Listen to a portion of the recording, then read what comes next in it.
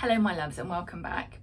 In this video I wanted to talk to you about 5 easy ways to deepen the bond with your cat. Now some of them you're already doing, and it might be that you've got a relationship with your cat that is kind of like quite functional and a bit, like okay.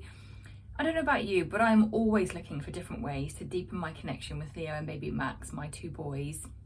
So in this video I'm going to share with you 5 ways that you can deepen the connection with your cat. Now let's start off with things that you're already doing and so I can help you understand why that is already creating the foundation of a great relationship. So the first one is feeding them.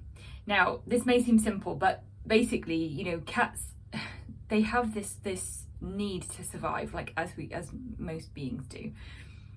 And by you providing food, you're helping to keep them alive, essentially. So, there's that old saying, don't bite the hand that feeds you. Maybe your cat does bite your hand. I've just had an episode with baby Max on the floor. He went for my hand as I was stroking his tummy, and we don't play with hands in our house. So I've quickly got a feather to give the play behavior the right outlet. Anyway, I digress. So basically, if you're feeding your cat, they're not going to, kind of dismiss you. You may not have lovely cuddles, but they know that you are providing a key resource for them, and that is essential to their survival. The second one is litter tray. So whether you've got an indoor or an outdoor cat, if you've got an outdoor cat, this might not be as appropriate or as applicable, but the fact that you kind of clean and scoop the poop, that again helps them to see you as someone that basically tends to their needs. You're meeting their requirements to be happy, healthy and well. So when your cat sees you do that, they already kind of associate you with like good things. You feed them, you clean up after them. So you're already on to a winner, let's say. Now the next one, I don't know if everybody's doing this, so this is about play. Now I'm sure you've seen many videos and heard many people talk about the benefits of play when it comes to cats. And I am going to echo that because it is crucially important. Like, it is so key to their mental health, emotional health, physical health. Like, play is one of those things that ticks all of the boxes, and when it comes to you having a connection, a relationship, and wanting to take that further with your cat, play is a great way to do it. Now I know what it's like at the end of the day when you've had your fill up to here, your head's all busy, you want to just zone out with your Netflix or your box set, and you kind of just don't have the energy, you can't quite be bothered. Being on your phone or watching the TV and kind of just doing this with a wand toy, isn't going to engage the cat with its predator and, prey kind of senses. It's like if someone was talking to you and they're not really looking at you, they're kind of like a bit on their phone, like, yeah, you can talk at me, but I'm not really paying attention. That's the kind of energy that you're giving off. So it does take, at times, a bit of a dig deep to be present and to flick that one toy like a mouse or a bird and go a bit crazy, and then pause and then read your cat's behaviour, and are they getting ready, they're doing the wiggle, and then quickly pull it away and jiggle it again, rather than just kind of flapping it in their face, because you are engaging with them, and I know that this as a human. There's nothing more powerful and to help you feel loved and kind of reassuring when someone is giving you their attention, when they are focused on you, when they are listening, when they are really truly in that moment with you. And it's just the same with our cats. So you don't have to do it every day, ideally every day. I don't play with my cats every day, like, I'll be completely honest. I play with my boys usually 3 times. 1, when it's raining and they're bored and maybe Max is driving me crazy. 2, when I need to lift my spirits. If they're in play mode, I will down tools, turn off the TV, which is numbing, and engage with them. And 3, when I remember. When I do things like this, like I will play with my boys tonight because I'm like, oh yeah, play, got to remember to do that. So it's not always easy, and it's not always like at the forefront of our mind, but when you play with them, not only does it release happy hormones for them, when they're in the kind of throes of it and they're doing the bum wiggle and they catch the prey and they attack the feather, but you're on the other end of that. You're on the other end of that positive engagement, of that happy hormone. You are the reason for them to be experiencing life in that moment in that beautiful way. And that helps to deepen your bond. So those are 3 things that you may be doing some of them already, and there's one of them I could definitely do a little bit more of. And again, like, there's nothing wrong with you if you're not doing it, okay? If you're not emptying the litter tray, not feeding your cat, there is something wrong. But when it comes to play, if you're not doing it as much as you want to, or as much as you think you should do, like, don't beat yourself up about it, peeps, okay? You're doing the best you can with what you've got. All of us are. And our cats know that that is enough, okay? So I'd love to know so far how this video is resonating for you. Come into the comments and let me know. Do you play with your cat? Do you do it when you remember? Do you not do it? Like, how does that go down in your household? Let me know. The other two that I wanted to talk about really help to take things to the next level. They can help to enable your cat to see that you are kind of energetically aware, you are emotionally aware, that they have more needs than just the functional stuff.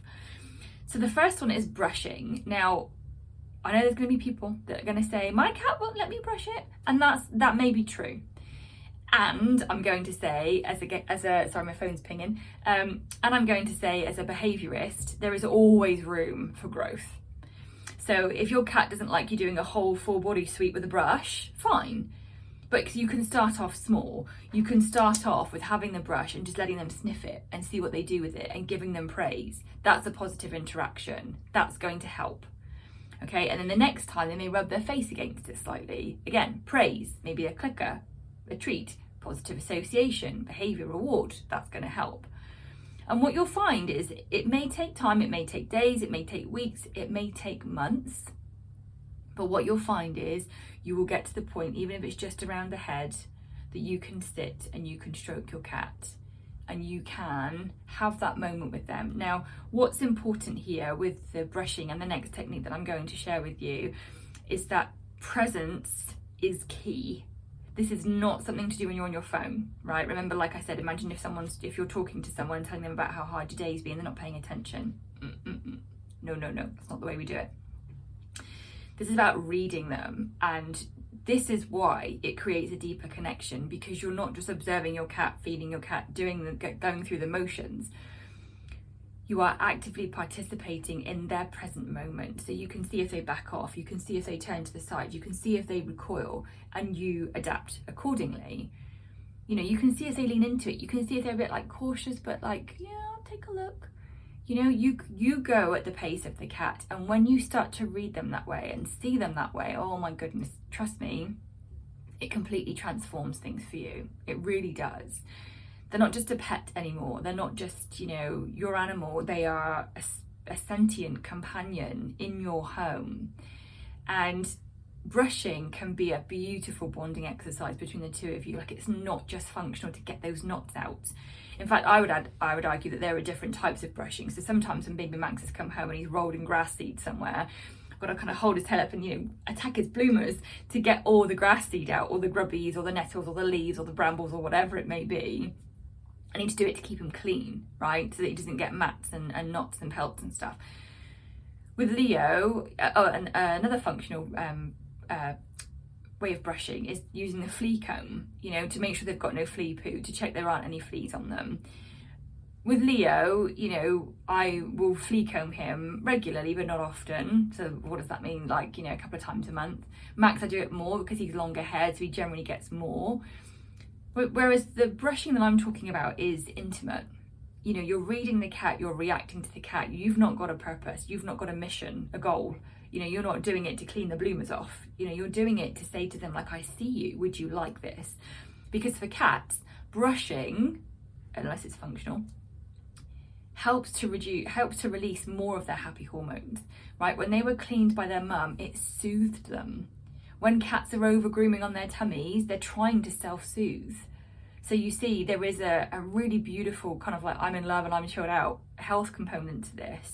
And that's what you help to create in your cat when you do this soft, gentle, intimate brushing. That's how you're going to deepen that bond. And the last one I wanted to talk to you about is kind of like healing stroke energy works. If you're not into energy stuff, you can finish watching the video now. If you're curious, I'd advise you to stay on. So this is about, using your hands where you've got chakra points and you've got energy to clear your cat's aura. You know, it's about just sensing and feeling. Now, you don't need to know what you're doing.